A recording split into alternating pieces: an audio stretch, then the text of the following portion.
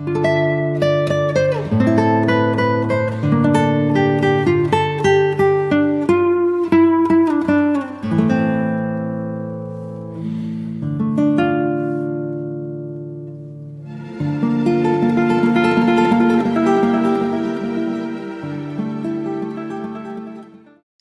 மாமாஸ், எல்லோரும் எப்படி இருக்கீங்க? நான் சூப்பராக இருக்கேன். நீங்கள் எல்லாருமே சந்தோஷமாக நிம்மதியாக ஹெல்த்தியாக இருப்பீங்கன்னு நம்புகிறேன்.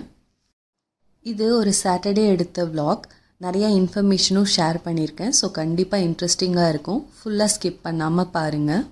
கம்பு தோசைக்காக ஊற வச்சிடலான்னு சொல்லி ஊற வைக்க ஸ்டார்ட் பண்ணிட்டேன். இதோட மெஷர்மெண்ட்ஸ் பார்த்திங்கன்னா, 1 கப் கம்பு எடுத்துக்கணும். அது கூட 1/2 கப் உளுந்தம்பருப்பு, 1/2 கப் இட்லி அரிசி இல்லை பச்சரிசி சேர்த்துக்கலாம். அது கூட 1/2 கப் பொன்னி அரிசி, அப்புறம் 1 ஸ்பூன் வெந்தயம். இதை நல்லா ஒரு 3 to 4 டைம்ஸ் நல்லா வாஷ் பண்ணி ஒரு 4 to 5 ஹவர்ஸ் நல்லா ஊற வச்சுக்கணும். நம்ம நார்மல் இட்லி தோசை விட இது கொஞ்சம் பெனிஃபிட்ஸ் ஜாஸ்தி நம்ம கம்பு யூஸ் பண்ணுறதுனால. அதோட இதை குழந்தைங்களுக்கும் கொடுங்க, நல்லா விரும்பி சாப்பிடுவாங்க. ஆஃப்டர்நூனுக்கு பீட்ரூட் புலாவ் பண்ணலான்னு சொல்லிட்டு அதுக்கான ப்ரிப்பரேஷன் எல்லாம் ஸ்டார்ட் பண்ணியாச்சு. எல்லாருமே லைஃப்பில் ஃபேஸ் பண்ணுற ஒரு ப்ராப்ளம் வந்துட்டு லேசினஸ். அதுலேயும் எஸ்பெஷலி ஹவுஸ் ஒய்ஃப்ஸ்க்கு இது கொஞ்சம் ஒரு ப்ராப்ளமாகவே இருக்குது. எஸ்பெஷலி நீங்கள் வந்துட்டு வீட்டில் பெரியவங்க இல்லாமல் ஹஸ்பண்ட் ஒய்ஃப் குழந்தை மட்டும் இருந்தாங்கன்னா நம்மளுக்கு நிறைய லிபர்ட்டி கிடைக்குது. அதனால் அந்த சோம்பேறித்தனமும் சேர்ந்தே வந்துடுது. அது கூட இந்த லேசினஸ்லேருந்து வெளியே வர்றதுக்கு நான் யூஸ் பண்ணுற சில டெக்னிக்ஸ் அண்ட் டிப்ஸ் அதெல்லாமே நான் உங்கள் கூட ஷேர் பண்ணுறேன். உங்களுக்கும் சோம்பேறித்தனமாக இருக்கிறப்போ இதெல்லாம் ட்ரை பண்ணி பாருங்கள். கண்டிப்பாக யூஸ்ஃபுல்லாக இருக்கும்னு நினைக்கிறேன். ஃபர்ஸ்ட் டிப் பார்த்தீங்கன்னா, டேக்கிங் ரெஸ்பான்சிபிலிட்டி. உங்கள் லைஃபோட கரண்ட் சுச்சுவேஷனில் உங்களுக்கு எது ப்ரியாரிட்டி அப்படிங்கிறத நீங்கள் வந்துட்டு ப்ரியாரிட்டைஸ் பண்ணி வச்சுக்கணும். ஃபார் எக்ஸாம்பிள், உங்களுக்கு சமைக்கிறது, இல்லை குழந்தைய பார்த்துக்கிறது, இல்லை வீடை க்ளீனாக வச்சுக்கிறது, இதெல்லாம் இந்த ஸ்டேஜில் ப்ரியாரிட்டியாக இருந்துச்சுன்னா அதுதான் உங்கள் ரெஸ்பான்சிபிலிட்டி அப்படின்னு நம்ம மைண்ட் செட்டில் ஃபஸ்ட்டு பதிய வச்சிடணும். ஸோ நம்ம இதுக்கு தான் ரெஸ்பான்சிபிள் அப்படின்னு நம்ம புரிஞ்சுக்கிட்டாலே நம்ம அந்த ஒர்க்கை ஆட்டோமேட்டிக்காக செய்ய ஸ்டார்ட் பண்ணிவிடுவோம். ஓகே, இப்போ பேக் டு த வீடியோ. நான் வந்துட்டு பீட்ரூட் புலாவ் தான் பண்ணிகிட்ருக்கேன். அதோட ரெசிபி அப்படியே ஷேர் பண்ணிடுறேன். குக்கரில் கொஞ்சம் எண்ணெயும் நெய்யும் சேர்த்திக்கோங்க. அப்புறம் ஒரு பட்டை, கிராம்பு, பிரிஞ்சி இலை, அப்புறம் ஒரு பெரிய வெங்காயம் நல்லா கட் பண்ணி போட்டு அது கொஞ்சம் ஒரு பாதி வதங்கினதுக்கப்புறம் ஒரு 2 பச்சை மிளகா, அதுக்கப்புறம் இஞ்சி பூண்டு விழுது, இதை போட்டு கொஞ்சம் நேரம் அது நல்லா ஒரு கோல்டன் ப்ரௌன் ஆகிற வரைக்கும் நல்லா வதக்கி விட்டுருங்க. அதுக்கப்புறம் கொஞ்சம் புதினா போட்டு அதுவும் கொஞ்சம் நல்லா வதங்கட்டும். நெக்ஸ்ட்டு வந்துட்டு ஒரு தக்காளி எடுத்து நல்லா கட் பண்ணி அதை போட்டு அது நல்லா மசிகிற அளவுக்கு நல்லா வதக்கி விட்டுக்கணும். அப்புறம் கொஞ்சம் உப்பு, கொஞ்சம் மஞ்சத்தூள், இதை நல்லா மிக்ஸ் பண்ணி விட்டுக்கணும். அதுக்கப்புறம் நம்ம துருவி வச்சுருக்கிற பீட்ரூட் எடுத்து அதை நல்லா மிக்ஸ் பண்ணிவிட்டு ஒரு 4 to 5 மினிட்ஸ் அப்படியே நல்லா வேக வைக்க விட்டுக்கணும். அப்புறம் ஊற வச்சுருக்கிற அரிசி எடுத்துகிட்டு, நீங்கள் பாஸ்மதி ரைஸ் இருந்துச்சுன்னா அதை வச்சுக்கலாம். நான் பொன்னி ரைஸ் தான் வச்சுருக்கேன்.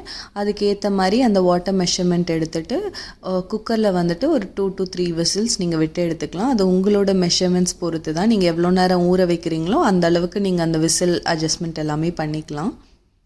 Back to the topic. என்னோடய செகண்ட் டிப் பார்த்திங்கன்னா, having a plan.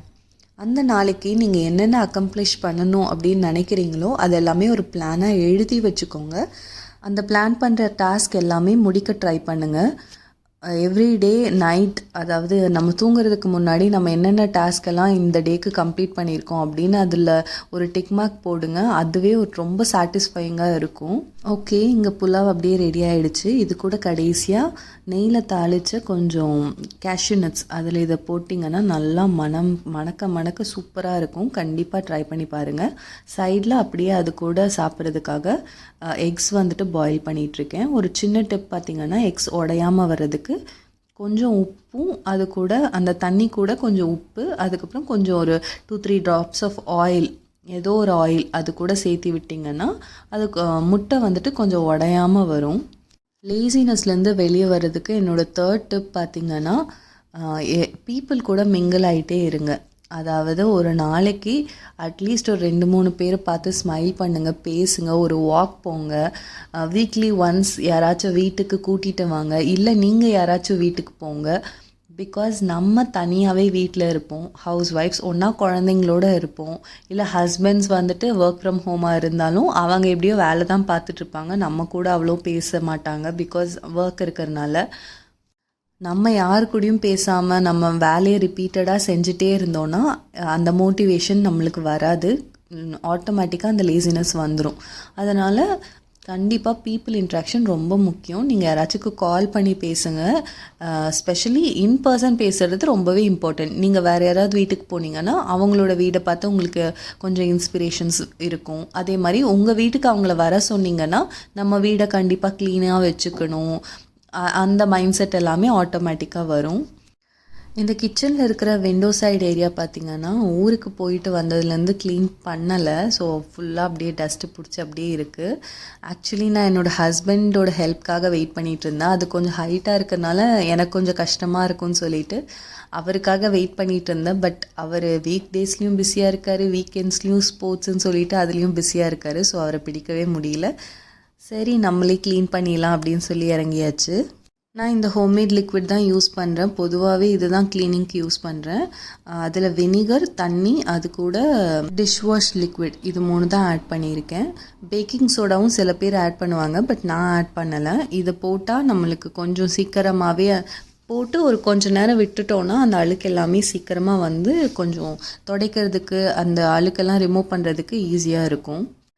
Okay, back to the topic. நீங்கள் வந்துட்டு ரொம்ப லேசியாக ஃபீல் பண்ணுறீங்க ஒரு வேலையை பண்ணுறதுக்கு அப்படின்னு இருந்துச்சுன்னா அந்த டைமில் இந்த 5 மினிட்ஸ் ஹேக் இதை ட்ரை பண்ணுங்கள். நீங்கள் வந்துட்டு உங்கள் மைண்டில் சொல்லிக்கோங்க, ஓகே இந்த வேலையை ஒரு 5 மினிட்ஸ் தான் பண்ண போகிறேன், அதுக்கு மேலே போர் அடிச்சதுன்னா வந்து உட்காந்துக்கலாம் அப்படின்ற ஒரு மைண்ட் செட்டில் ஸ்டார்ட் பண்ணுங்கள்.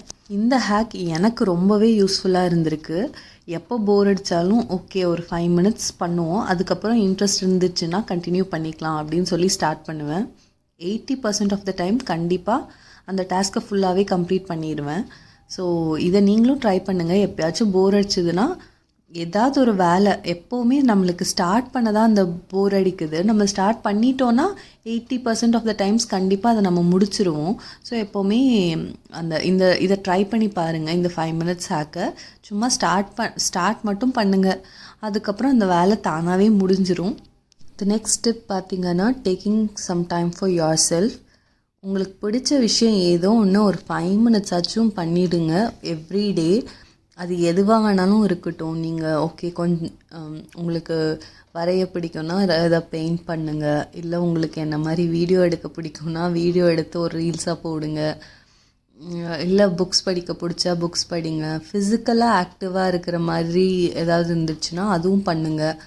எக்ஸசைஸ் பண்ணுங்கள். ஸோ உங்களுக்கு பிடிச்சது உங்களுக்காக கொஞ்சம் டைம் ஒதுக்கி பண்ணுறது உங்களை இன்னும் மோட்டிவேட் பண்ணும். பிகாஸ் வேலை எல்லாமே நம்ம பிடிச்சி பண்ணால் கூட அது டெய்லியும் பண்ணுறதுனால அது அப்படியே நம்மளை மந்தமாக்கிரும். ஸோ நம்ம மந்தமாகாமல் ஒரு மோட்டிவேட்டிங்காக இருக்கணும்னா நம்மளுக்காக கொஞ்சம் டைம் எடுத்துக்கணும்.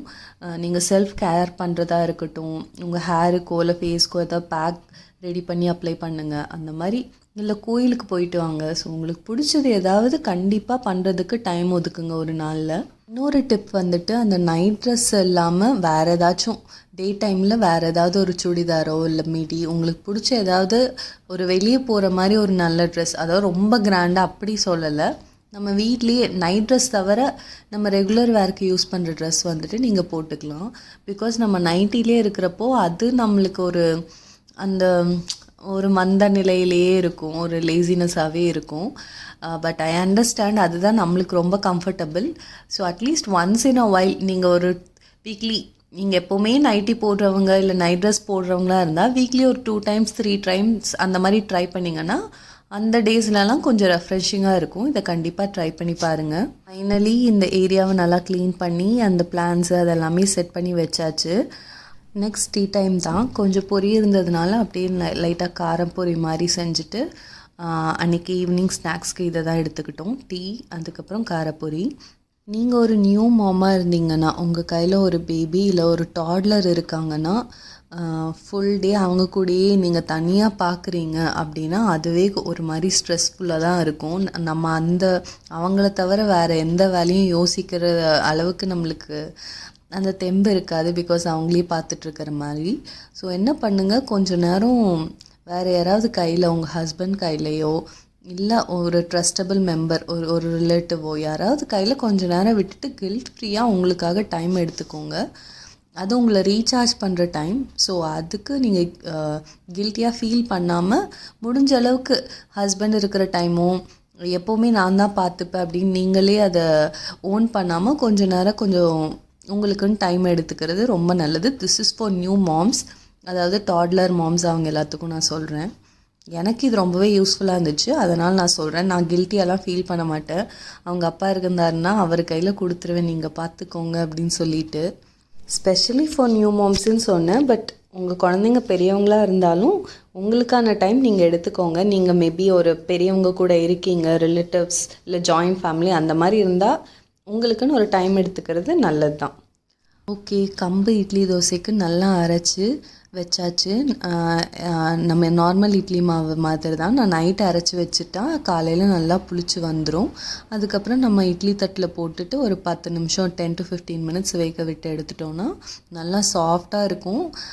பெரிய டிஃப்ரென்ஸ் இருக்காது நம்ம நார்மல் இட்லிக்கும் இதுக்கும். ஆல்மோஸ்ட் கிட்டத்தட்ட ஒரே டேஸ்ட் மாதிரி தான் இருக்கும்.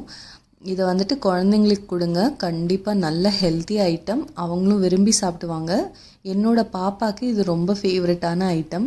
இதை பண்ணிட்டோன்னா நான் எப்போவுமே ஒரு 1/2 hour விட்றேன்னா இந்த இட்லிக்கெல்லாம் ஒரு 10 நிமிஷம் போதும், கடன்னு சாப்பிட்டு முடிச்சிருவாங்க. நான் ஃபாலோ பண்ணுற டிப்ஸ், எனக்கு ஒர்க் ஆகிற டிப்ஸ் அதெல்லாமே இந்த வீடியோவில் நான் ஷேர் பண்ணியிருக்கேன். நீங்கள் ஒரு ஹவுஸ் ஒய்ஃபாக இருந்தீங்கன்னா நீங்கள் உங்கள் சோம்பேறித்தனம் இல்லை லேசினஸ் அதிலேருந்து வெளியே வர்றதுக்கு என்னென்னலாம் டெக்னிக்ஸ் ஃபாலோ பண்ணுறீங்க அப்படிங்கிறத இந்த வீடியோ கமெண்டில் ஷேர் பண்ணுங்கள். கண்டிப்பாக நிறைய பேருக்கு யூஸ்ஃபுல்லாக இருக்கும்னு நினைக்கிறேன். அப்பப்போ பிரேக் எடுக்கிறது, தூங்குறது, நம்ம டிவி பார்க்குறது இல்லை ஸ்க்ரால் பண்ணுறது தப்பு இல்லை. பட் அதுவே ஒரு டெய்லி ருட்டீன் ஆகிடுச்சு, நம்மளை கவனிக்கிறதுக்கு யாரும் இல்லைன்னு சொல்லிட்டு நம்ம பண்ணிகிட்டு இருந்தோன்னா அது நம்மளுக்கு தான் நல்லதில்லை, நம்மளுக்கும் நம்மளை சுற்றி இருக்கிற நம்ம ஃபேமிலிக்கும் அது நல்லது கிடையாது. ஸோ அதை எப்போவுமே மனசில் வச்சுட்டு நம்ம என்ன வேலை இருந்தாலும் பார்க்கணும். ஓகே, இட்லி கூட நான் இன்றைக்கி தக்காளி சட்னி தான் செஞ்சுருந்தேன். காம்பினேஷன் சூப்பராக இருந்துச்சு, எல்லாருமே நல்லா சாப்பிட்டோம். ஒரு புது பாக்ஸ் வாங்கியிருந்தேன் இந்த நட்ஸ் எல்லாம் அரேஞ்ச் பண்ணுற மாதிரி. பிகாஸ் நட்ஸ் அதெல்லாம் வாங்கி டப்பாவாக உள்ளே வச்சிடுறோம், அதை சாப்பிடவே மறந்து போயிடுறோம், அப்புறம் வேஸ்ட்டாக போயிடுது ரொம்ப நாள் வச்சுட்டு. அதனால் சரி இப்படி நம்ம டைனிங் டேபிள் மேலேயே வச்சுட்டோன்னா அப்பப்போ ஞாபகம் வந்துடும், சாப்பிடலாம், பாப்பாக்கும் கொடுக்கலாம் அப்படின்னு சொல்லிட்டு தான் இதை வாங்கியிருந்தோம். இந்த ப்ராடக்ட் ரொம்பவே யூஸ்ஃபுல்லாக இருக்குது. பிகாஸ் வாங்கின நம்ம கண்ணு முன்னாடியே இருக்கிறதுனால நம்ம டெய்லியும் சாப்பிட்டு பழகிடுறோம். ஓகே, இந்த வீடியோவோட எண்டுக்கு வந்துட்டோம். உங்களுக்கு இந்த வீடியோ பிடிச்சதுன்னா கண்டிப்பாக லைக் பண்ணுங்கள், ஷேர் பண்ணுங்கள், சப்ஸ்கிரைப் பண்ணுங்கள். வீடியோ சஜஷன் இருந்துச்சுன்னா கண்டிப்பாக கமெண்ட்டில் சொல்லுங்கள். தேங்க்ஸ் ஃபார் வாட்சிங்.